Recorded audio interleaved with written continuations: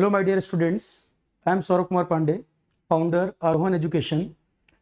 तो Aarohan education and प्रेपॉन IAS हम लोग स्टार्ट करने जा रहे हैं साथ में सिविल सर्विसेज प्रीलिम्स के लिए एक एक्सक्लूसिव बैच। तो आरोहन एजुकेशन प्रेपॉन आईएएस का एक जॉइंट ये बैच कोर्स होगा सिविल सर्विसेज प्रीलिम्स को पहले टारगेट करते हुए, क्योंकि अभी हाल फिलहाल में आप प्रीलिम्स का जो एग्ज़ाम देख रहे हैं कि लोग कह रहे हैं बड़ा सा अनप्रेडिक्टेबल टाइप का आ रहा है, बड़ा अनसर्टेन टाइप का आ रहा है। तो पहले हम प्रीलिम्स के लिए ही जो आपकी फाउंडेशन है उसको ठीक करें। प्रीलिम्स के लिए ही कंप्रहेंसिव तरीके से पहले पढ़ाया जाए, फाउंडेशन बिल्कुल अच्छी हो, फिर कुछ टाइम के बाद हम आगे के लिए प्लान कर सकते हैं। सबसे पहले प्रीलिम्स को अप्रोच करना होगा। इस बार के एग्ज़ाम में जैसा कि देखा गया, कई अच्छे बच्चे जो पहले इंटरव्यू दे चुके हैं या मेंस दे चुके हैं, इस बार के पेपर में प्रीलिम्स क्वालिफाई नहीं हो पाया। सीसेट का पेपर बड़ा अजीब सा लोगों को लगा कि ह्यूमैनिटीज़ वाले बच्चे जो हैं वो सीसेट वगैरह में स्ट्रगल कर गए। तो इन सब चीज़ों को ध्यान रख के हमने इस बैच को प्लान किया है। टीम भी आप देखेंगे तो जो वेल एक्सपीरियंस्ड लोग हैं इस फील्ड में, जो ऑलरेडी काफ़ी टाइम से पढ़ा रहे हैं, वो लोग इसमें कवर कराएंगे। 3 अगस्त से ये बैच शुरू होगा। इंडियन पॉलिटी पहला सब्जेक्ट होगा, राहुल स्वरूप सर शुरू करेंगे। तो 3 अगस्त 2023 से Indian polity first subject Rahul स्वरूप सर स्टार्ट करने वाले हैं। और इसमें हम ध्यान रखेंगे कि बिल्कुल बिगिनर बच्चा, कोई इंजीनियरिंग बैकग्राउंड का है, कोई स्कूल लेवल पे अच्छा नहीं था, वो सारी चीज़ें इसमें ध्यान रख के कराया जाएगा, बिल्कुल फंडामेंटल से, कि किसी को भी कोई प्रॉब्लम नहीं आए, ये मानते हुए कि हमको बिल्कुल जीरो लेवल से स्टार्ट करना है। इसका मेन पर्पस ही यही है कि सिविल्स के एग्ज़ाम को जो एक लोगों ने हवा बना रखा है, एक डर बना रखा है, एक तरह से कहिए डर का बिजनेस, कि जब तक आप एग्ज़ाम को बहुत बड़ा कुछ नहीं बना देंगे, हवा नहीं बना देंगे, तब तक लोग कोई 1.5-2 लाख फीस देकर तो आएगा नहीं। तो एक डर का बिजनेस हो गया है कि इतना ज़्यादा इसको टफ कर दिया जाए कि किसी को लगे कि कोचिंग के बिना हो नहीं सकता। ऐसा है नहीं, मतलब मैं पर्सनली ऐसा नहीं मानता, क्योंकि अगर ऐसा होता तो हर बार आप एग्जाम्पल देखते हैं कि कोई बच्चा, कोई रिक्शा पुलर है, उनका बच्चा क्वालिफाई कर गया, एक बच्चा पेट्रोल पंप पे पेट्रोल भरता था वो क्वालिफाई किया, कोई कुली क्वालिफाई कर गया। तो कैसे कर गए? हर कोई तो 1.5 लाख 2 लाख फीस अफोर्ड नहीं कर सकता। तो ये जो एक मिथ बना हुआ है एग्जाम को लेकर, और इस समय के प्रीलिम्स के जो क्वेश्चन आ भी रहे हैं, तो कई सारा जो ट्रेडिशनल तरीके से कोचिंग का जो ढर्रा बना हुआ था, थोड़ा सा उसमें आप चेंज भी देखोगे। ठीक है, तो वो सारी चीज़ों को ध्यान में रख के इस बैच में हम स्टेप बाय स्टेप आगे बढ़ेंगे कि सिविल्स के लिए सही अप्रोच क्या होनी चाहिए, लिमिटेड नंबर ऑफ सोर्स होने चाहिए जिनको कई बार पढ़ा जाए, बजाय कि बहुत सारे लोगों की बात को सुन के, बहुत सारे इंस्टीट्यूट या टॉपर की बात को सुन के आप इतना सारा मैटर इकट्ठा कर लेते हैं कि जो आप टाइम पर कवर नहीं कर पाते, या पढ़ भी लेंगे तो रिवाइज नहीं कर पाएंगे। तो ये बेटर अप्रोच है कि हम लिमिटेड नंबर ऑफ सोर्स रखें जिनको हम कई बार रिवाइज करें। ठीक है, और इसमें बहुत इंपॉर्टेंट है कि हर इंडिविजुअल बच्चे की प्लानिंग अलग है, प्रिपरेशन का तरीका अलग है, पढ़ने का तरीका अलग है, टाइम पर उसकी काउंसलिंग भी होनी चाहिए। एक बहुत बड़ा गैप जो हमको इसमें लगता है कि हर बच्चे की प्रॉपर काउंसलिंग भी होनी चाहिए इंडिविजुअल लेवल पर भी, क्योंकि कौन सी स्ट्रेटजी, कौन सा प्लान किसके लिए वर्क करेगा, वो सबके लिए कोई ऑब्जेक्टिव बात तो नहीं कि एक रूल आपने सब पर अप्लाई कर दिया। तो उनकी बात को भी सुनना, समझना, प्रॉपर एक प्लान बनाना, वो भी जरूरी है। तो इस बैच के लिए मैंने बताया राहुल स्वरूप सर, 22 ईयर से ज़्यादा का टीचिंग एक्सपीरियंस है। एक इंस्टीट्यूट आप देख रहे होंगे जामिया में, जैसे जामिया में एक विंग है जहाँ सिविल सर्विसेज की तैयारी होती है। पिछले कुछ समय में जामिया मिलिया इस्लामिया, उस पर्टिकुलर इंस्टीट्यूट ने बड़ा अच्छा परफॉर्म किया है, उसमें परफॉर्मेंस काफ़ी अच्छा रहा है। तो राहुल स्वरूप सर ने स्टार्टिंग वहीं जामिया मिलिया में पहले पढ़ाते भी थे, सिविल सर्विसेज के बैच होते थे। एक बहुत रिच एक्सपीरियंस रहा है। पेबुलम आईएएस के नाम से इंस्टीट्यूट भी आपने सुना होगा, उसके फाउंडर भी रहे। कई सारे इंस्टीट्यूट में मॉक इंटरव्यू वगैरह भी सर लेते हैं यूपीएससी के लिए। तो बहुत ही वास्ट एक्सपीरियंस है। और बैच का जो पूरा प्लान बना है वो सर के सुपरविजन में ही, सर की गाइडेंस में ही सारी चीज़ें हो रही हैं। क्या प्लानिंग होनी चाहिए, बच्चों को क्या सपोर्ट मिलना चाहिए, ये सारी चीज़ें A to Z सब कुछ प्रॉपर प्लान जो बन रहा है वो टीम वर्क एक हो रहा है। सर के गाइडेंस में सारी चीज़ें चल रही हैं, क्या क्या होना चाहिए, बच्चों को क्या सपोर्ट मिलना चाहिए, और किन चीज़ों का गैप है जिस पर लोग ध्यान नहीं दे रहे। सर जो सब्जेक्ट कवर करेंगे उसमें Indian history, Indian polity and art and culture, जिसमें एक बहुत ही रिच एक्सपीरियंस है सर का इन टॉपिक्स को लेकर। इंडियन हिस्ट्री, पॉलिटी और आर्ट एंड कल्चर, ये जो आपके सब्जेक्ट है ये राहुल स्वरूप सर कराएंगे। मैं सौरभ कुमार पांडे, मैं जो आपको टॉपिक कराऊंगा इसमें एक टॉपिक होगा इकोलॉजी एंड एनवायरनमेंट। हाल फिलहाल में ये सब्जेक्ट एक बड़ा ही डिसाइडिंग रोल प्ले कर रहा है, और लोग इकट्ठा सोर्स इसका मिल नहीं पाता, कोई ज्योग्राफी के साथ पढ़ा दे रहा है, कोई कहीं से नोट्स ले रहा है, बहुत डेडिकेटेड तरीके से सब्जेक्ट को करा नहीं रहे लोग। और इस बार के पेपर में भी आपको अंदाजा लग गया होगा कि इकोलॉजी एनवायरनमेंट कितना इंपॉर्टेंट है। स्पीसीज वगैरह के क्वेश्चन आते हैं तो लोगों को समझ ही नहीं आता क्या आंसर करना है। हालांकि मैं इस टॉपिक को हमेशा कवर करता हूँ, स्पीसीज वगैरह को लेकर मैं हमेशा ही बायोडाइवर्सिटी एंड कंजर्वेशन के चैप्टर में हमेशा डिटेल में पढ़ाते हैं। इकोलॉजी एनवायरनमेंट को पढ़ाने में मैं जो अप्रोच रखूंगा, आपको एक ओवरव्यू बता देता हूं मैं। इकोलॉजी एनवायरनमेंट में सबसे पहले हम पढ़ेंगे बेसिक्स के बारे में, जितनी टर्मिनोलॉजी हैं, इकोलॉजी क्या होता है, इकोसिस्टम क्या होता है, इकोलॉजिकल नीशे क्या होता है, सिम्बायोटिक रिलेशनशिप क्या होती है, पहले सारी टर्म्स को हम समझ लेंगे। सारी टर्म्स को समझने के बाद, क्योंकि ये भी बेसिक क्वेश्चन भी आते हैं, उसके बाद हम पढ़ेंगे इसमें बायोडाइवर्सिटी एंड कंजर्वेशन। बायोडाइवर्सिटी क्या होती है, कितने टाइप की होती है, बायोडाइवर्सिटी को किस चीज़ से थ्रेट है, किन से खतरा है। उसके अलावा बायोडाइवर्सिटी कंजर्वेशन के लिए हमारे पास क्या तरीके हैं, इन सीटू मेथड क्या होते हैं, एक्स सीटू मेथड क्या होते हैं। फिर इन सीटू एक्स सीटू में एक एक चीज़ को डिफाइन करना, नेशनल पार्क क्या है, वाइल्ड लाइफ सेंचुरी क्या है, बायोस्फीयर रिजर्व कहाँ है, इंडिया में कहाँ कहाँ पर हैं, कौन कौन से स्पीसीज कंजर्वेशन प्रोग्राम बने हैं इंटरनेशनल लेवल पर, नेशनल लेवल पर कन्वेंशन कौन कौन सी हैं।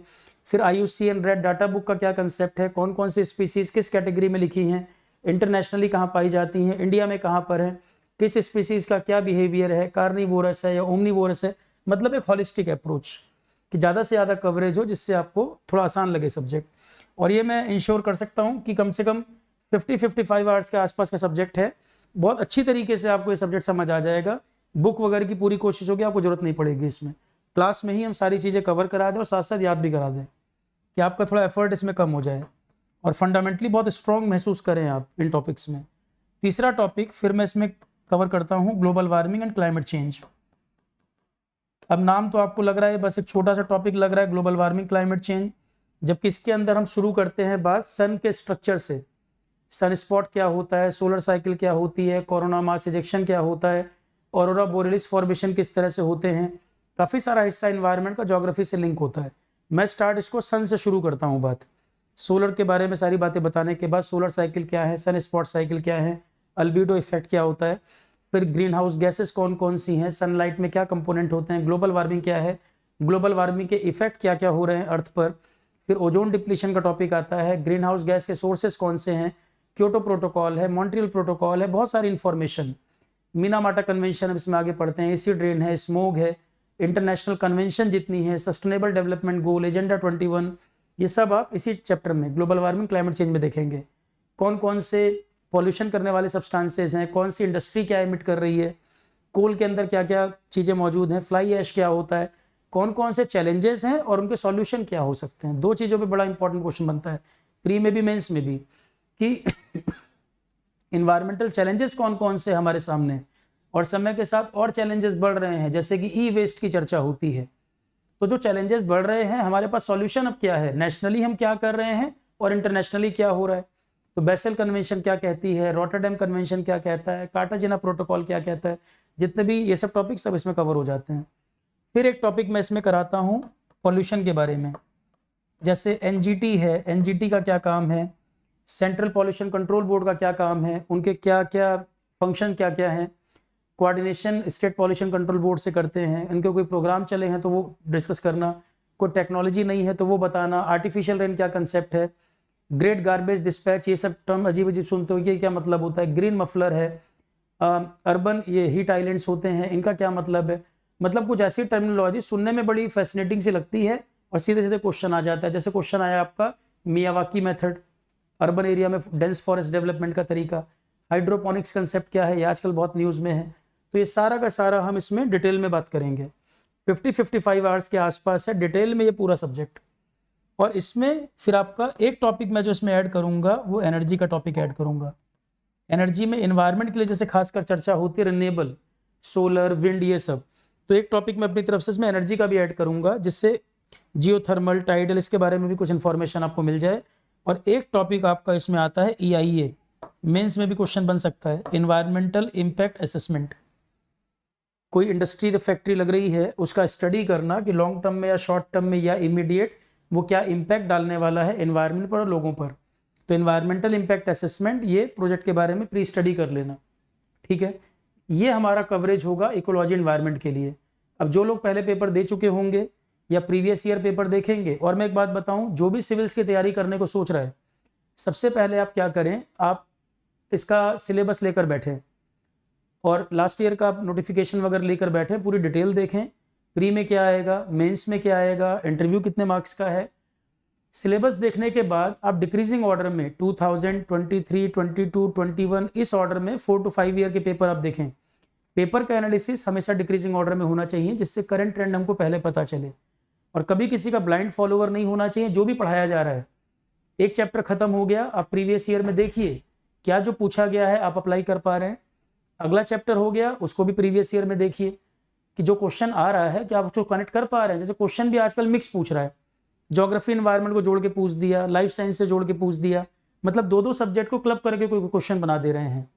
ठीक है, तो वो जब प्रीवियस ईयर पेपर देखेंगे, जैसे मैंने बताया, किसी भी सब्जेक्ट में कहीं भी आप किसी से ही पढ़ रहे हो, कभी भी किसी का ब्लाइंड फॉलोवर नहीं होना चाहिए। आप एक एक दो दो चैप्टर करते जाइए, प्रीवियस ईयर देखते जाइए। प्रीवियस ईयर तो पढ़ाने वाला नहीं बना रहा है ना, वो तो ऑलरेडी एग्जाम हो चुके हैं। प्लस आप टेस्ट सीरीज दीजिए, टेस्ट सीरीज कहीं पर भी अटेम्प्ट आप कर सकते हैं, तो उससे भी आपको अंदाजा लगेगा। अगर 70% तक क्वेश्चन आपके क्लास में पढ़ाए गए हो रहे हैं, तो मेन एग्जाम में आप अच्छा परफॉर्म कर पाएंगे। अलग अलग क्वेश्चन आप जितने मर्जी लगाइए, ठीक है, उससे पहचान होती है टीचर ने क्या पढ़ाया और एग्जाम में आप कंफर्टेबल होंगे या नहीं। अननेसेसरी किसी के कहने से तैयारी नहीं होती, आप अपने आप का सेल्फ इवैल्यूएशन करें। दुनिया में और बाहर प्लानिंग ढूंढने की बजाय अपने अंदर झांक के देखो, सारे जवाब आपको खुद मिलते जाएंगे। और हर किसी की प्लानिंग एक जैसी नहीं होगी, सब अपने आप में यूनिक है। ठीक है, तो बैठकर ठंडे दिमाग से खुद विचार करें कि आपको प्लानिंग कैसे करनी है। हमारी तरफ से सपोर्ट ये होगा, ज़्यादा से ज़्यादा अच्छे से अच्छा पढ़ाने की कोशिश की जाएगी। पूरा प्रयास होगा कि आपको बिल्कुल फंडामेंटली स्ट्रॉन्ग कर दिया जाए कि आपको इसमें दिक्कत तो फिलहाल नहीं हो। और जैसे ही कुछ टाइम बीतेगा, आगे के और हम प्लान इसमें क्या करेंगे और इसमें एड ऑन क्या करेंगे, साथ साथ हम आपको उसमें बताते जाएंगे। अभी फिलहाल जो हम लॉन्च कर रहे हैं 3 अगस्त से प्रीलिम्स बैच, और 2 और 3 मंथ के बाद आप खुद को भी इवेल्युएट कर पाते हो कि क्या आगे मुझे मेंस के लिए कैसे करना है, या क्या मेरे स्ट्रॉन्ग एरिया है, क्या वीक एरिया है। अननेसेसरी प्री मेंस सब जोड़ जाड़ के कोई ज़्यादा फीस या टाइम वेस्ट करना, प्रेशर डालना, वो तरीका ठीक नहीं है। 2-3 महीने तो आप स्टार्टिंग में अपने फंडामेंटल पे आपको लगते ही लगते हैं, और ऐसा कभी नहीं हो सकता कि टीचर कोई सब्जेक्ट पढ़ाए तो वो सिर्फ प्री के हिसाब से पढ़ा दे और मेंस को छोड़ दे। अगर मैं इकोलॉजी एनवायरनमेंट आपको पढ़ा रहा हूँ तो मैं हॉलिस्टिक तरीके से ही पढ़ाऊंगा, वो कहीं ना कहीं मेंस की तैयारी भी आपकी करा रहा है। राहुल सर अगर हिस्ट्री पॉलिटी पढ़ा रहे होंगे तो प्री को भी आप कंसेप्चुअली आपको सारा पढ़ाना है, तो ऐसा नहीं हो सकता कि वो मेंस की तैयारी नहीं है, वो मेंस को भी कवर कर रहा है साथ साथ। तो इसीलिए हमने कहा कि 3 मंथ बिल्कुल अच्छी तैयारी के बाद फिर आप इवेल्युएट कर पाएंगे, और हम भी ये आपको बता पाएंगे कि मेंस के लिए हमें आगे कैसे करना है। इकट्ठे बहुत सारे चीज़ों का बर्डन ना लादा जाए। क्लास जो होंगी, क्लास के साथ क्लास नोट्स, क्लास के साथ साथ आप लिखें तो बहुत अच्छी बात है, नहीं तो क्लास के लिए सप्लीमेंट वगैरह जो देना होगा वो हम लोग आपको पूरी हेल्प करेंगे उसमें। एक बहुत इंपॉर्टेंट चीज़ यहाँ पर जो है कंसल्टेशन की बात, प्रेपॉन IAS, ये एक बिल्कुल अलग हमने सेपरेट ऐप बना दी है सिविल सर्विसेज प्रोग्राम के लिए। जैसा कि आप देख रहे हैं आरोहण पर ऑलरेडी कई प्रोग्राम चल रहे हैं, तो सिविल सर्विसेज को हम उसके साथ मिक्स नहीं करना चाहते। प्रेपॉन IAS ये बिल्कुल न्यू ऐप हमने रेडी करा दी है, एक्टिव हो गई है, कोर्सेज भी इसमें लाइव हैं, इनरोल अब आप कर सकते हैं। 3 तरह के कोर्स इसमें बना दिए गए हैं, एक जिसमें GS प्लस CSET दोनों कंबाइंड है। फी जो है आप देखोगे 15,000 से भी कम है इंक्लूडिंग GST, तो आप कहीं भी फी कंपेयर कर सकते हैं और क्वालिटी आप कंपेयर कर सकते हैं। और दूसरी बात, जो बिल्कुल सिंसियर बच्चा हो वही इसको ज्वाइन करे। टाइम पास करना हो या यहाँ पढ़ रहे हैं फिर यूट्यूब पे 4 चीज़ ढूंढ रहे हैं, ये सब करना हो तो बिल्कुल मत करिएगा। सिंसियर स्टूडेंट हो, क्योंकि सिंसियर टीचिंग है, टाइम पास बिल्कुल भी नहीं है, टीचर के पास तो टाइम भी नहीं है। बिल्कुल सिंसियर टीचिंग है, टीचर पूरे दिल से पढ़ाएगा और आपको पढ़ना ही पड़ेगा। शॉर्टकट जैसी चीज़ मैं नहीं बताता कभी, हार्डवर्क का सब्स्टिट्यूट कुछ नहीं है, पढ़ाई पूरी करनी पड़ेगी और प्लानिंग के साथ चलना पड़ेगा। ठीक, हमारी तरफ से आपको एफर्ट में कमी नहीं मिलेगी, उल्टा आप कहेंगे टीचर ज़्यादा मेहनत कर रहा है, और आप भी उतनी मेहनत करेंगे तो कोई कारण नहीं है कि सिलेक्शन ना हो, क्योंकि नंबर ऑफ सीट्स भी ज़्यादा है यहाँ पर, अच्छी खासी नंबर ऑफ सीट्स है, और जितना कराया जाएगा exam oriented to the point, garbage बिल्कुल नहीं। और हर कोई एक्सपीरियंस फैकल्टी है, सबको पता है क्या कराना है क्या नहीं कराना है। टाइम पास और फालतू का डेली मोटिवेशन वो आप एक्सपेक्ट मत करिएगा। आपका गोल, इतना बड़ा गोल आपके दिमाग में ऑलरेडी है, वो सबसे बड़ा मोटिवेशन खुद में है। नहीं तो रोज रोज मोटिवेशन की बात करने में मोटिवेशन का सिलेबस तो खत्म हो जाएगा, एग्जाम आपका रह जाएगा। तो आलतू फालतू बातें नहीं, जो सिविल्स की तैयारी में आ रहा है बच्चा ऑलरेडी मोटिवेटेड है, इन चीज़ों में टाइम वेस्ट नहीं होना चाहिए। और जैसे जैसे सब्जेक्ट आप करेंगे, प्रीवियस ईयर आपसे बनने लगेंगे, टेस्ट सीरीज के क्वेश्चन आपसे बनने लगेंगे, वो सबसे बड़ा मोटिवेशन होगा आपके लिए। और आपका गोल आपके दिमाग में जो है, जब आप पढ़ने में एंजॉय करोगे पढ़ाई को, अपने आप मोटिवेटेड फील करोगे, आप अगली क्लास का वेट करोगे। ठीक है, और पढ़ाई को बर्डन की तरह लेके ना चलें। डे 1 पे ये मत सोचे सर मेरा क्या होगा अगले साल के प्रीलिम्स में। अरे जो सब्जेक्ट चल रहे हैं उनको एंजॉय करो, कंटेंट को समझो और नॉलेज गेन करने के पॉइंट ऑफ व्यू से पढ़ो। नॉलेज गेन करने के नाम पे हम ऐसा नहीं कि 200 घंटे आपको हिस्ट्री पढ़ाएंगे, पर जितना हम सिलेबस एग्जाम ओरिएंटेड पढ़ाएंगे आप उसको तो साथ साथ कवर करो और सीखने की इच्छा रखो, या एक क्यूरियोसिटी हो कि जो टीचर पढ़ा रहा है उस समय के बारे में क्या रहा होगा। अलग अलग नेचर के सब्जेक्ट हैं, हिस्ट्री अलग नेचर का है, पॉलिटी अलग नेचर का है, ज्योग्राफी अलग नेचर का है, तो अलग अलग नेचर का सब्जेक्ट है। आपको एक क्यूरियोसिटी तो होनी चाहिए कि आप सिविल्स की तैयारी कर रहे हैं तो आपको इंडिया के बारे में जानना, वर्ल्ड के बारे में जानना या भारत के इतिहास को जानना। एग्जाम भी इसी तरह का है। तो सब्जेक्ट अगर आप एंजॉय करेंगे, टीचर सारे एक्सपीरियंस्ड हैं, to the point exam oriented पढ़ाएंगे, तो क्या कारण है कि आपकी नॉलेज डेवलप नहीं होगी। और नॉलेज होगी, प्रैक्टिस आप करते जाएंगे, तो क्या कारण है कि एग्जाम क्वालिफाई नहीं होगा। ठीक है, तो जितना हमें अपने टीम पर भरोसा है कि हमारी तरफ से कमी नहीं होगी, उतना ही जो सिंसियर बच्चे हैं 2-3 महीने बाद उनको खुद पे ही भरोसा डेवलप हो जाएगा। इवन हम लोग खुद आइडेंटिफाई कर पाएंगे कि इनकी तैयारी अच्छी है या किसकी तैयारी में कोई कमी है। तो अब सबसे बड़ा पॉइंट आता है कि सर हम लोगों को एक पर्सनल काउंसलिंग नहीं मिल पाती, हम पर्सनली नहीं मिल पाते या टीचर से बात नहीं कर पाते बिजी होने के कारण। खासकर इस बैच के लिए तो देखो हमने प्लान किया ही है, किसी भी तरह से हमारे एंड से टाइम हम मैनेज करेंगे ही।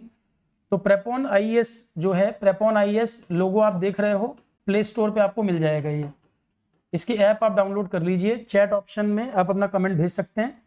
जो हमने पोस्टर वगैरह दिया है इसमें मेल आईडी भी लिखी हुई है।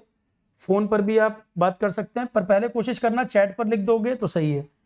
चैट पर अगर नहीं रिप्लाई मिल पाता एक दिन में तो आप मेल पर भेज दें, फिर मेल पर रिप्लाई नहीं मिलता तो कॉल कर सकते हैं, वो सब वहाँ पर लिखा हुआ है। तो आप इसमें क्या करें, पर्सनल कंसल्टेशन के लिए आप इसमें अपॉइंटमेंट बुक कर दें। तो जिस भी टीचर से आप कंसल्ट करना चाहते हैं प्रेपॉन आईएएस पे, आप कुछ समय लेकर, कम से कम 2 दिन का मार्जिन तो होना चाहिए, तो अपॉइंटमेंट आप इसमें अपना स्लॉट बुक कर लें, टाइम स्लॉट बुक कर लें। तो जैसे पॉसिबल होगा आप ऑनलाइन कंसल्ट करना चाहें, ऑनलाइन कंसल्टेशन में भी आप बता देंगे इस टीचर से मुझे कंसल्ट करना है, तो ऑनलाइन आप अपॉइंटमेंट बुक कर सकते हैं टीचर से कंसल्टेशन के लिए। तो मेरे से कंसल्ट करना है या राहुल स्वरूप सर से कंसल्ट करना, जिस भी टीचर से कंसल्ट करना है आप पहले ही अपॉइंटमेंट करके स्लॉट बुक कर लीजिए। ऑनलाइन मोड में चाहे ऑनलाइन मोड में कंसल्टेशन कर सकते हैं, और अगर आप दिल्ली में रहते हैं पर्सनली आप मिलना भी चाहें टीचर से तो मिल भी सकते हैं, पर पहले से आपको इन्फॉर्म करना होगा। हमारी तरफ से प्रॉब्लम नहीं होगी, अकॉर्डिंगली हम टाइम मैनेज करेंगे, क्योंकि सिविल्स के लिए बहुत ज़रूरी है कंसल्टेशन। ठीक है, तो ये एक हमें लगा कि बहुत ज़रूरी पॉइंट है कि आप कंसल्ट कर पाएँ और आपकी प्लानिंग में क्या कमी है, टाइम टाइम पर आपको हम रिव्यू करके बता पाएँ कि कहाँ पर आप लैग कर रहे हैं, सुधार की गुंजाइश है। ठीक है, तो पहला सब्जेक्ट मैंने बताया, एक सब्जेक्ट मैं कराऊंगा आपको इकोलॉजी एनवायरनमेंट। इस बार के पेपर में 28 क्वेश्चन प्रीलिम्स में ज्योग्राफी प्लस एनवायरनमेंट था, और उसमें एग्रीकल्चर टॉपिक भी ज्योग्राफी में ऐड कर दोगे तो बहुत वेटेज हो जाता है। लास्ट 4-5 ईयर का ट्रेंड यही चल रहा है। ठीक है, इंडियन पॉलिटी की बात करूं, राहुल स्वरूप सर जो शुरू करने जा रहे हैं, बहुत सेफ सब्जेक्ट है। कितना भी यूपीएससी पैटर्न वेरी करता रहे, किसी सब्जेक्ट को कभी ज़्यादा पूछ देता है, कभी किसी सब्जेक्ट को कम कर देता है, पॉलिटी एक ऐसा सब्जेक्ट है आप 5 to 10 ईयर का एनालिसिस निकाल के देखोगे, हर बार 10 to 12 क्वेश्चन, 8 क्वेश्चन की रेंज हर बार है और सेफ है, आएगा और सर की क्लास से बनेगा। जो लोग भी पहले सर से पढ़ चुके हैं या इनके नोट्स भी आप देख लोगे आपको पता चल जाएगा। अननेसेसरी यहाँ वहाँ भटकने की जरूरत ही नहीं है, प्योर कंसेप्ट है। अगर आप क्लास भी कर लेंगे, पॉलिटी से बाहर नहीं जाता, इतने साल से मैं देख रहा हूँ इस बात को, और क्लास से भी आपको अंदाजा लग जाएगा। ठीक है, तो Indian history, Indian polity, art and culture Rahul स्वरूप सर कराएंगे। इकोलॉजी एनवायरनमेंट, ये इसके लिए बड़ी परेशानी आप लोगों को होती, कहाँ से करना है, क्लास में कराऊंगा मैं। इसका जो करंट का टॉपिक है वो भी मैं ऐड करूंगा, और स्टैटिक की चिंता बिल्कुल ना करें। ये पहला सब्जेक्ट होगा। इसके बाद 2 टॉपिक मुझे आपको और कराने हैं। एक मैं कराऊंगा साइंस टेक। इसमें बच्चों की शिकायत होती है सर अच्छी किताब भी नहीं है और एक जगह नहीं मिल पाती, चीज़ें पता नहीं चलती क्या पूछने वाला है। पल्सर है, नेबुला है, स्पेस के बारे में जैसे काफ़ी क्वेश्चन आ रहे हैं आजकल, ब्लैक होल है, सिंगुलरिटी क्या होता है, इवेंट होराइजन क्या होता है, उसके अलावा सन स्पॉट की मैंने बात की, सोलर स्टॉर्म की बात की। सिंपल टॉपिक है, इनमें ऐसा कुछ है नहीं कि परेशान हुआ जाए। नासा के कौन कौन से प्रोग्राम हैं, इसरो के क्या प्रोग्राम है, चंद्रयान 3 अभी क्या है, लैंडर क्या होते हैं, रोवर क्या होते हैं, सॉफ्ट लैंडिंग का क्या मीनिंग होता है, सिंपल सिंपल टॉपिक हैं। फिर PSLV, GSLV जो आपके दिमाग में साइंस का आ रहा है। साइंस एंड टेक को मैं किस तरह से पढ़ाता रहा हूं, मैं इसको 4 पार्ट में डिवाइड करता हूं। इस टॉपिक को प्रीवियस इंस्टीट्यूट में मैंने जो पढ़ाया है जितनी बार भी, मैं इसको 4 पार्ट में डिवाइड करता हूं। एक तो मैं इसको स्पेस प्रोग्राम में डिवाइड करता हूं। स्पेस प्रोग्राम में आपका यूनिवर्स के बारे में सारी चीज़ें जितनी अभी तक अवेलेबल हैं, और सोर्स भी मैं मैक्सिमम सोर्स आपको जो बताऊंगा, इसमें डाटा को लेकर बच्चों को कन्फ्यूजन होता है, सर डाटा रिलेवेंट है कि नहीं, किस ये डाटा ऑथेंटिक है कि नहीं। जितनी भी चीज़ें मैं इसमें आपको बताऊंगा, आपको कोई भी चीज़ वेरीफाई करनी हो या इकोलॉजी इन्वायरमेंट में वेरीफाई करनी हो, आप नेशनल लेवल पे वेरीफाई करेंगे तो जो गवर्नमेंट डिपार्टमेंट्स हैं उनके डाटा से मैच कर सकते हैं। इंटरनेशनल वाले को, स्पेस प्रोग्राम को अगर आपको मैच करना है, नासा की साइट पे चले जाइएगा, आपको कंसेप्ट भी दिख जाएंगे। मतलब जो अपडेशन मैं इसमें कराऊंगा, लेटेस्ट जो नासा की तरफ से अपडेशन है वही मिलेंगे आपको। जितना डाटा नासा से रिलेटेड होगा, स्पेस प्रोग्राम में उससे बड़ी एजेंसी तो नहीं है कोई, तो मैं सोर्स भी आपको बोलना, आप रेफर कर सकते हैं। उसके अलावा कुछ इंटरनेशनल जर्नल्स वगैरह हैं, उनमें जो आर्टिकल कुछ काम की चीज़ें हैं वो आपको मिल जाएंगी। तो आप इसकी चिंता ना करें, वो मेरा अपना काम है, मुझे डाटा आपको कैसे देना है, ठीक है। और जो मैं पढ़ाता भी रहा हूँ, पुराने नोट्स आप देखेंगे, आरोहन एजुकेशन की वेबसाइट पर आप जा सकते हैं। आरोहन एजुकेशन की वेबसाइट पर आप जाकर आप मेरे पुराने जो बैचेज रहे हैं सिविल सर्विसेज के, आप उसके नोट्स डाउनलोड कर सकते हैं। इकोलॉजी इन्वायरमेंट, साइंस टेक के 2 पार्ट है, science tech part 1 part 2। GK and current affair उस साल जो मैंने कराया हुआ है 2020 का बैच में, 21 के बैच में, वो कॉपी आप चेक कर सकते हैं, कंटेंट उसमें कवरेज क्या है। इवन इस साल का पेपर भी आप उससे मैच कर सकते हो नोट्स से। सिविल सर्विसेज के बैच में जो 3 सब्जेक्ट मैंने कराए हुए हैं उनसे आप मैच भी कर सकते हैं, इस बार के पेपर को भी, इवन उस साल के पेपर को भी, इस साल के पेपर को भी। वो तो कॉपी पहले की बनी हुई है, तो उससे भी आप मिला सकते हैं क्या आया क्या नहीं आया, तो इससे और पता चलेगा, ठीक है। तो एक तो स्पेस प्रोग्राम के बारे में, जितने स्पेस का डाटा, अब प्रीवियस ईयर पेपर आप देखोगे आपको पता चल जाएगा स्पेस से कितने क्वेश्चन बन रहे हैं। एक तो ये अलग एरिया हो गया, दूसरा बिल्कुल डिफरेंट एरिया आपका हो गया डिफेंस। DRDO का क्या काम है, मिसाइल क्या है, बैलिस्टिक क्या होते हैं, क्रूज क्या होते हैं, ये तो मैंने हर बैच को पढ़ाया हुआ है। इसी बार का क्वेश्चन था क्रूज बैलिस्टिक वाला, बहुत सिंपल सा क्वेश्चन पूछा गया था। सर्न का क्या काम है, ग्रेविटेशनल वेव क्या होते हैं, वो आपका स्पेस में आ जाता है। फिर सर्न प्रोजेक्ट, ये डिफेंस वाले में आपका साइंस टेक, डिफेंस, स्पेस, इसमें सर्न project, LIGO observatory, Lisa path finder, ये दोनों मिलाकर ये सब कंप्लीट हो जाएगा। DRDO के missile, anti tank missile, S-400, Russia के साथ क्या प्रोग्राम है, डिफेंस एक्सरसाइज कौन सी है, उसके बाद मालाबार एक्सरसाइज क्या है, क्वाड का क्या पर्पस है, चाइना वगैरह की पॉलिसी, कई सारी चीज़ें तो आपको डिफेंस में भी हम कवर कर सकते हैं। तो डिफेंस में जो आपके वेपन हो गए वो सब इसमें, और स्पेस मिला के ये दोनों टेक्नोलॉजी का काफ़ी एरिया कवर हो जाता है इन दोनों को मिलाकर। एक टॉपिक जो बड़ा इंपॉर्टेंट है आजकल, ICT, जो हर चीज़ में डिजिटल वर्ड सुन रहे हो आप, ई-रूपी क्या है, डिजिटल इंडिया क्या प्रोग्राम है, ऑप्टिकल फाइबर का क्या पर्पस है, वाईमैक्स टेक्नोलॉजी क्या होती है, ब्लूटूथ किस फ्रिक्वेंसी पे काम करता है, जियो सिंक्रोनस, जियो स्टेशनरी ऑर्बिट कौन से होते हैं, किस तरह की सैटेलाइट कहाँ भेजी जाती है, नए नए जो ऐप बन रहे हैं वो क्या हैं, साइंस एंड टेक्नोलॉजी इनोवेशन के जो प्रोग्राम्स बन रहे हैं उनके बारे में, अटल टिंकरिंग लैब्स का क्या पर्पस है, अटल इनोवेशन मिशन क्या पर्पस है, इनोवेशन में हम क्या परफॉर्म कर रहे हैं, उसके आप लिए उसके बाद फिर आपका NPCI के प्रोग्राम बड़े इंपॉर्टेंट है, NPCI ने क्या क्या बनाया हुआ है, रुपए डेबिट कार्ड का क्या पर्पस है, ठीक है। तो जितने ब्लॉकचेन टेक्नोलॉजी, क्रिप्टो करेंसी, उमंग ऐप, ये सब आपका ICT का पार्ट, डिजिटल वाला जो एरिया वो सब इसमें कवर हो जाता है। तो काफ़ी सारे टेक्नोलॉजी के पार्ट भी सब इसमें आ जाएंगे, सैटेलाइट कम्युनिकेशन, मोबाइल कम्युनिकेशन का बेसिक, 5G के क्या फीचर्स हैं, वो सब आपका ICT का पोर्शन है, ठीक है। ई गवर्नेंस का मॉडल हो गया, ई गवर्नेंस के क्या की फीचर, ई क्रांति क्या चीज़ है, ठीक है। कवच है रेलवे का, समुद्रयान, समुद्रयान का जो आपका टॉपिक है, डीप ओशियन मिशन है इंडिया का। टेक्नोलॉजी और साइंस के तो ये मिलाकर बहुत सारे एरिया कवर हो जाते हैं अलग अलग। और एक हम इसमें आपको करा देंगे लाइफ साइंस। लाइफ साइंस कम से कम 2 तरह से क्वेश्चन बन रहे हैं। फोटोसिंथेसिस आपसे पूछ बैठेगा, जैसे क्वेश्चन आया कि फोटोसिंथेसिस प्रोसेस में कौन सी एनर्जी किस में कन्वर्ट हो रही है, सिविल्स का प्रीलिम्स का क्वेश्चन है। फ्री एनर्जी पोटेंशियल एनर्जी में कन्वर्ट होता है, जरा सा क्वेश्चन है पर पता होगा तभी बनेगा। डेजर्ट प्लांट में वाटर लॉस मिनिमाइज हो उसके लिए क्या फीचर्स होते हैं प्लांट में। हेपेटाइटिस के बारे में क्वेश्चन आया, एड्स से संबंधित क्वेश्चन आया, किस पार्ट को अफेक्ट करते हैं, वैक्सीन कौन कौन से हैं, बीमारियां कौन कौन सी हैं, कौन किसके कारण होता है, तो लाइफ साइंस और दूसरा बायोटेक्नोलॉजी पार्ट, बायोटेक्नोलॉजी पार्ट और इसका जो है बायोटेक्नोलॉजी के अलावा और कुछ अदर टेक्नोलॉजी रिलेटेड। अब जैसे इसी में आपका स्टेम सेल थेरेपी भी आ जाएगा, ठीक है, स्टेम सेल थेरेपी आ जाएगा। फिर आईसीटी में आप एक टॉपिक पढ़ते हैं 3D प्रिंटिंग, 3D प्रिंटिंग का मेडिकल साइंस में भी बहुत यूज़ है, इंटीग्रेट करके आप पढ़ सकते हैं। कार्बन नैनो ट्यूब लगातार आप सुन रहे हैं, कार्बन नैनो ट्यूब क्या होते हैं, लगातार क्वेश्चन आए, उस पर भी कई एग्जाम में पूछा गया। तो ये सब मिलाकर आपके जो अलग अलग तरह के नेचर हैं टॉपिक के, वो सब कवर हो जाते हैं। ये सब्जेक्ट भी आप मान के चलें बहुत अच्छी तरह से कराया जाए तो 50 to 55 आवर्स से कम में ये भी नहीं होगा, क्योंकि 4 एरिया हैं डिफरेंट।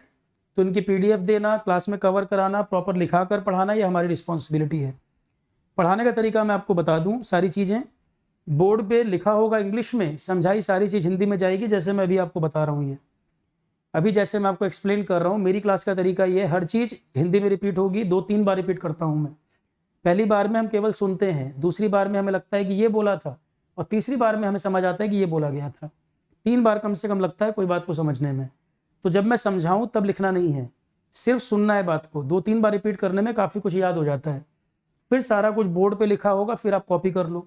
उसके बाद PDF भी आपके पास अवेलेबल होगी, चाहे तो आप PDF का प्रिंट आउट निकाल के उसमें ऐड कर लो, जैसे आपको ठीक लगे। मेरी अपनी अप्रोच ये है। और पढ़ने का तरीका क्या है, जो पढ़ाया जाए क्लास के बाद 10 मिनट आंख बंद करके सिर्फ कंसंट्रेट करो, रिकॉल करो। सबसे अच्छा तरीका होता है लंबे समय तक याद रखने का विजुअलाइजेशन, क्योंकि GS में इतना कंटेंट आपको पढ़ना है, प्री फिर मेंस। यहाँ पे आपको पॉइंट आता है सर याद कैसे रखूँ मैं, डाटा बहुत है। याद रखने का सबसे अच्छा तरीका है क्लास के बाद 10-15 मिनट आइज क्लोज करो, कंसंट्रेट करो, सिर्फ विजुलाइज करो क्या पढ़ाया, एक वीडियो की तरह आपके सामने घूम जाए। दूसरा तरीका होता है, जब आप कुछ पढ़ रहे हैं रफ पेज अपने पास रखिए, रफ पेज में से जो जो की पॉइंट आए सिर्फ उनको रफ पे लिख लो, की पॉइंट्स को जिसको आप याद रखना चाह रहे हो। तीसरे नंबर पे आता है रीड करना और भूलना। पहले नंबर पे विजुअलाइजेशन, दूसरे नंबर पे लिखना और तीसरे नंबर पे रीड करना। ये सीक्वेंस है, साइंटिफिकली प्रूव्ड है।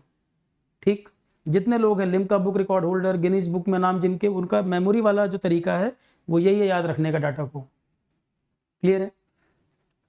तो ये हो गया आपका साइंस टेक का टॉपिक 50-55 आवर्स के आसपास। अब हाइपरलूप सब इसमें आ जाएगा, मैं एक एक नाम अब नहीं बोल रहा हूँ, सब इसमें कवर होंगे ये आपके। ठीक है, तीसरा टॉपिक आपका आता है करंट अफेयर्स। करंट अफेयर्स के लिए न्यूज़पेपर सबकी अलग अलग चॉइस है। पर्सनली मुझे जो पसंद है न्यूज़पेपर द हिंदू, स्टार्टिंग से ही मुझे जो न्यूज़पेपर पसंद है द हिंदू। उसका तरीका एग्जाम को लेकर, मतलब जो कंटेंट जिस तरह से आता है एग्जाम के हिसाब से मुझे बहुत पसंद है। पर कुछ लोगों को इंडियन एक्सप्रेस सही लगता है कि कंटेंट कवरेज थोड़ी शॉर्ट में हो जाती है, तो सबकी अपनी अलग अप्रोच है। पर न्यूज़पेपर सिविल्स के लिए ज़रूरी है, और एग्जाम के लिए तो मैं नहीं बोलता, पर सिविल सर्विसेज के लिए न्यूज़पेपर बहुत ज़रूरी है। हमारा तो पूरा कोशिश है ही आपको क्लास में दे दिया जाए, PDF के माध्यम से करंट प्रोवाइड किया जाए, कुछ मैगजीन की फॉर्म में डाटा मिल जाए। हमारी पूरी कोशिश है कि आपको, और न्यूज़पेपर का भी जो कंटेंट कवर करना है, हम आपको ज़्यादा से ज़्यादा रिलेवेंट कंटेंट दे सकें।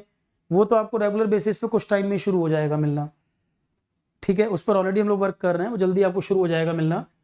और करंट अफेयर में क्लास भी होगी, इसके काफ़ी सारे एरिया मैं कराऊंगा। बाकी पॉलिटी वगैरह के कुछ करंट के topic Rahul sir specially deal करेंगे। करंट इकोनॉमी का कोई टॉपिक आ रहा है तो इकोनॉमी के टीचर डील करेंगे।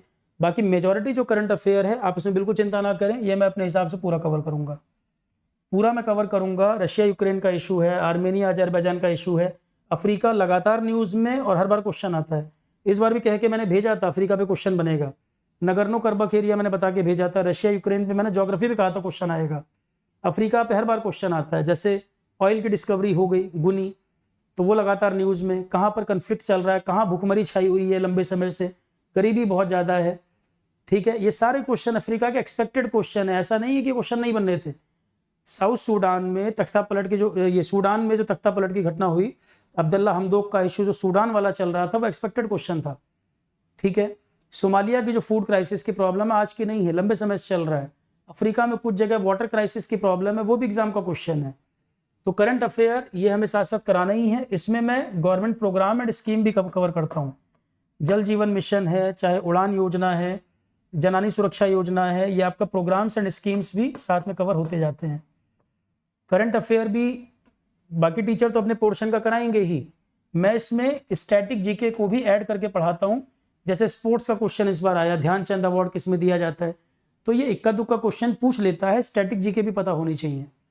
तो जैसे नेशनल सिंबल का क्वेश्चन आया, फ्लैग मैं हमेशा पहली क्लास में पढ़ाता हूँ, फ्लैग वही क्वेश्चन आया, सीधा सीधा क्वेश्चन था, तो इनको आप स्किप नहीं कर सकते। स्टैटिक जीके देखो, करंट अफेयर समझ में कब आएगा, कोई बिगनर बच्चा है और उसको आप बोलो हिंदू पढ़ो, तो वो क्या पढ़ेगा जब तक उसको कश्मीर नहीं पता होगा, रशिया यूक्रेन का बैकग्राउंड नहीं पता होगा, नॉर्थ कोरिया साउथ कोरिया कैसे बने ये नहीं जानता होगा, इजराइल फिलिस्तीन कन्फ्लिक्ट नहीं जानता होगा, या इजराइल अभी हाल फिलहाल में जो पीस अकॉर्ड कर रहा है उसका क्या पर्पस है। बैकग्राउंड को जाने बिना, स्टैटिक पार्ट को जाने बिना करंट आप कैसे पढ़ोगे। तो जो न्यूज़पेपर में बच्चे स्ट्रगल करते हैं, वहां पर जो परेशानी आती है, सबसे जरूरी है स्टैटिक पार्ट पहले पढ़ाना। कश्मीर आप बैकग्राउंड पढ़ाए बिना सीधे सीधे आर्टिकल 370 हट गया ये बताओगे, बात नहीं बनेगी। मणिपुर वायलेंस में आप सिर्फ करंट की बात बताओगे, वहाँ के ट्राइबल इशू नहीं बताओगे, उसका बैकग्राउंड नहीं बताओगे, फॉर्मेशन कब हुआ है, इंडिया में कब जुड़ा है, कॉन्स्टिट्यूशन में क्या प्रोविजन है, जब तक उनकी बात नहीं करोगे वो टॉपिक कंप्लीट नहीं होगा। ठीक है, क्योंकि सीधा सीधा मणिपुर वायलेंस पे ना भी पूछे, उसका बैकग्राउंड पूछ बैठेगा, उसकी जोग्राफिकल बाउंड्री पूछ बैठेगा, क्या प्रोजेक्ट चल रहे हैं आसपास में वो पूछ बैठेगा क्वेश्चन, ट्राइब कौन कौन से नॉर्थ ईस्ट में वो क्वेश्चन बन जाएगा। ठीक, आपको लगेगा मणिपुर वायलेंस पे नहीं आया, आया मणिपुर से ही, पर मणिपुर का करंट ना पूछ के ज्योग्राफी पूछ दिया, तो आप ये नहीं कह सकते कि करंट में न्यूज में है लगातार। इसी बेसिस पे रशिया यूक्रेन, मैंने आपसे बोला था कि रशिया यूक्रेन सीधा कंफ्लिक्ट भले ना पूछे, वेपन वगैरह पूछ सकता है जो यूज हुए, किंजल विंजल क्या मिसाइल है, बाकी ज्योग्राफी पे क्वेश्चन बनने के चांस, अजोव सी कहाँ है, ब्लैक सी कहाँ है, बाउंड्री कौन कौन सी है, नाटो वाला एरिया कौन सा है, कौन किसके सपोर्ट में है, ऐसे ही क्वेश्चन बनेंगे। ठीक है, मतलब जो पढ़ें वो एक कंप्रहेंसिव मैनर में पढ़ें। अब नेशनल पार्क पढ़ते हैं लोग, लिस्ट याद कर लेंगे, ये नेशनल पार्क यहाँ है। मैं हमेशा बोलता हूँ नेशनल पार्क टाइगर रिजर्व जब भी पढ़ें, एक बार ही ढंग से मैप को देखकर पढ़ लो। मैप देखकर पढ़ लोगे, बाउंड्री पता रहेगी, कौन कितने स्टेट में लाई कर रहा है। कोई लेक है, अब पुलिकट लेक कितने स्टेट में है, तो उसके मैप पर क्वेश्चन आ जाएगा। सीधे सीधे रट्टाफिकेशन पहले पूछता था, आज का पेपर है एनालिटिकल, आपने क्या पढ़ा और कितना समझा। सिविल सर्विसेज खासकर एनालिसिस के ऊपर है। ठीक है, एनसीईआरटी वगैरह में क्या चीज़ें जरूरी हैं वो हम लोग अपने आप क्लास के साथ साथ कवर करेंगे। एनसीईआरटी की जो बात हम लोग हमेशा रिकमेंड करते हैं, मैं तो हमेशा बोलता हूँ एनसीईआरटी बहुत जरूरी है। क्या क्या जरूरी चीज़ें हैं वो हम अपने आप आपको इसमें हेल्प करते जाएंगे। क्या कितना रीड करना है, क्या नहीं पढ़ना है, ये जानना जरूरी है, कितना पढ़ना है और क्या नहीं पढ़ना है। तो ये तो मैंने बता दिया जो मैं टॉपिक कवर करूँगा। तो स्टार्टिंग में जो जीएस आपका शुरू होगा, स्टार्टिंग में तो जो की सब्जेक्ट आपके शुरू के, हिस्ट्री, पॉलिटी, ज्योग्राफी, ये जो फाउंडेशनल सब्जेक्ट माने जाते हैं, पहले तो इनकी ज़रूरत है। और मैंने अपने सब्जेक्ट बताई थी, ecology, environment, science tech, current affair, उनकी आप बिल्कुल चिंता ना करें, वो मेरी जिम्मेदारी है, मैं कितना एफर्ट करके उसको और बेटर आपको करा दूँ, प्लस नोट्स मैं अपने आप को प्रोवाइड करूँ। ठीक है, तो इसके अलावा अपूर्व मेहरोत्रा ज्योग्राफी ऑप्शनल के बहुत पॉपुलर टीचर हैं, कई नामी इंस्टीट्यूट के साथ ऑलरेडी पढ़ाते भी हैं ज्योग्राफी ऑप्शनल। तो हमें टीम जो हमने बिल्डअप की है वो इसी तरह से हर कोई अपने फील्ड का एक्सपर्ट हो, कि आपको बिल्कुल भी प्रॉब्लम सब्जेक्ट को लेकर कहीं पर भी ना आए, और जब अगला सब्जेक्ट शुरू हो तो आपको ऐसा लगे कि सर इस सब्जेक्ट में तो और ज़्यादा हम इंजॉय कर रहे हैं, उसके बाद का सब्जेक्ट आए तो आपको और इंटरेस्ट आए। तो ये बिल्कुल ध्यान रखा गया है। अपूर्व मेहरोत्रा ज्योग्राफी के काफ़ी पुराने टीचर भी और ऑप्शनल लेते रहे लंबे समय से, नामी इंस्टीट्यूट के साथ पढ़ाते रहे, अभी भी कई जगह क्लासेज ले रहे हैं। नमन जैन इकोनॉमिक्स के काफ़ी पुराने टीचर, ये भी 10-12 ईयर्स का लगभग एक्सपीरियंस है, ये भी नामी इंस्टीट्यूट के साथ पढ़ा रहे हैं। अभिजीत दत्ता सर और अचल खन्ना सर, सीसेट को हमने खासकर ध्यान दिया है। सीसेट आपका जिस तरह से क्वेश्चन आए हैं इस बार, स्पेशली ध्यान दिया गया, हम लास्ट का वेट नहीं करेंगे, 1-2 महीने आपका खत्म होते ही लगभग सितंबर अक्टूबर आते आते हम लोग सीसेट शुरू करा देंगे, ताकि प्रैक्टिस का टाइम आपको ज़्यादा मिले। अभिजीत दत्ता सर, अचल खन्ना सर, दोनों ही श्रीराम आईएएस से जुड़े रहे हैं लंबे समय तक। श्रीराम आईएएस लगभग आप लोग ज़्यादातर लोग जानते ही होंगे। दोनों टीचर का बहुत रिच एक्सपीरियंस है इस सब्जेक्ट को लेकर, लंबे समय से सिविल्स में ही पढ़ाते रहे हैं। ठीक है, तो टीम को लेकर तो आपको कहीं कोई प्रॉब्लम हो नहीं सकती, जो बेस्ट हो सकता है वही चीज़ें कवर की जा रही हैं। कंसल्टेशन का मैंने आपको बता ही दिया, टीचर से आप इंटरेक्ट भी कर सकते हैं। कोशिश हमारी ये है कि सिविल सर्विसेज को लेकर जो एक मिथ बना हुआ है कि ये एग्जाम बस लग रहा है नासा से लोग आते होंगे क्वालिफाई करने, उस मिथ को हमें जरूर ब्रेक करना है, कि एक ये बात क्लियर हो जाए कि आम लोग ही निकालते हैं। ये मैटर नहीं करता कि 10th में आपके मार्क्स थे कि नहीं थे, आप ही जैसे लोग क्वालिफाई करते हैं, कोई नासा से पकड़ के नहीं आ रहा है। तो ये मिथ को ब्रेक करना बहुत ज़रूरी है। और मैं स्पेशली पढ़ाते समय ध्यान रखूंगा कि पहले मैं कम से कम 2 से 3 बार हिंदी में रिपीट करूं, 1 बार इंग्लिश में रिपीट करूं, ताकि दोनों को हम कवर कर सकें। लिखवाने का तरीका इंग्लिश होगा मेरा, सिंपल तरीके से लिखा जाएगा। रिपीटेशन में कम से कम 2-3 बार हिंदी, 1 बार इंग्लिश में रिपीट में करते ही हूँ। जो पुराने स्टूडेंट हैं उनको सबको तरीका पता है कि इस तरह से क्लास होती है, ठीक है। बाकी जो सप्लीमेंट्स हैं, मॉड्यूल हैं, वो हम लोग धीरे धीरे आपको प्रोवाइड करते ही जाएंगे, उसकी आप चिंता बिल्कुल ना करें। फ़ोन नंबर यहाँ दे रखा है, इस पर आप जो भी क्वेरी हो पूछ सकते हैं। ईमेल आईडी भी यहाँ पर दे रखी है। और 3 तरह के मॉड्यूल हमने इसमें लॉन्च कर दिए हैं, जीएस प्लस सीसेट कंबाइंड। और कोई भी कोर्स की फीस 15,000 के ऊपर नहीं है, इंक्लूडिंग जीएसटी, क्योंकि अफोर्डेबल होना चाहिए। कम से कम हम जो हमारा एक रनिंग कॉस्ट है, टीम जो हमारी है और जो हमारा स्टाफ है, जो बैकएंड पे वर्क होने हैं, बिल्कुल नॉमिनल होना चाहिए। एजुकेशन सबके लिए अफोर्डेबल हो और क्वालिटी हो। 2 चीज़ों पे मेरा अपना ये मिशन है कि अफोर्डेबल हो और क्वालिटी अच्छी से अच्छी मिल पाए। तो जीएस प्लस सी सेट ये भी है, एक ओनली जीएस है, एक ओनली सी सेट है। तीनों मॉड्यूल अवेलेबल हैं, जिसको जो करना है कर सकता है।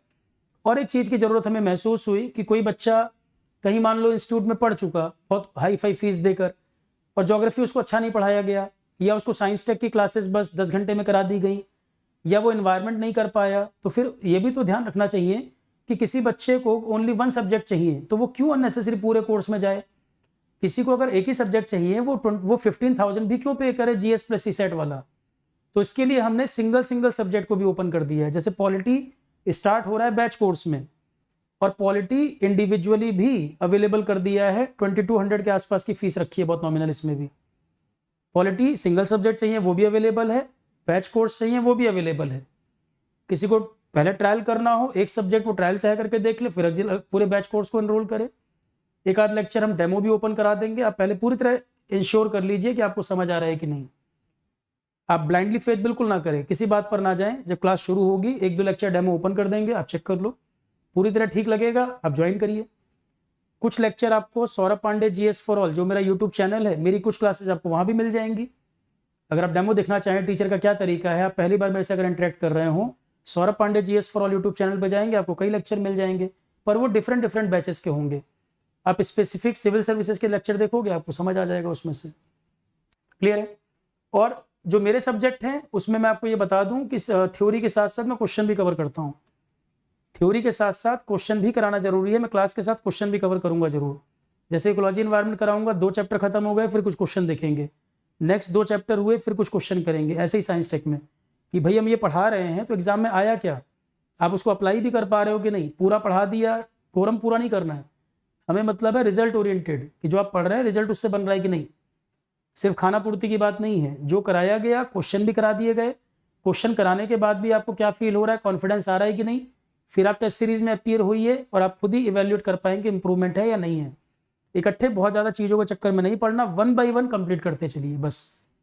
ठीक है, तो ठीक है स्टूडेंट, किसी की कोई क्वेरी हो, कोई कंसर्न हो, चैट में लिख सकता है। कोई डाउट किसी का रह गया हो, इस वीडियो के डिस्क्रिप्शन में भी लिंक वगैरह हम ऐड करवा देंगे कोर्स के, मैसेज में आप लिख सकते हैं। पूरी कोशिश मेरी होगी कि आपके रिप्लाई आपको जरूर मिले। Okay students, all the best.